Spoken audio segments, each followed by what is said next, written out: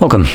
In front of me is a POCO F6, and today I want to show you how you can enable and also set up your Do Not Disturb mode. So to get started, we're going to pull down our toggles by swiping down from the top right side of the screen like so, and then in here look for the tiny little moon icon like this one. This is our Do Not Disturb toggle. Once you see it, you can hold it the first time around, and this will quickly take you to the settings. By swiping down, you can then access the actual settings, clicking right over here and customizing how the mode will function when enabled.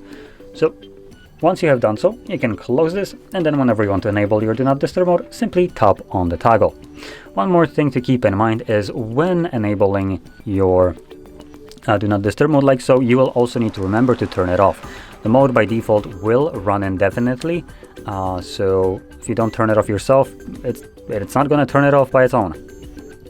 So if that is a problem for you, you could either set up a schedule to automatically turn it on and off, or have a schedule just for like a single minute, for instance at the night, so it basically would try to turn on the Do Not Disturb mode if it's already running, and then after the 1 minute passes, it's going to turn it off.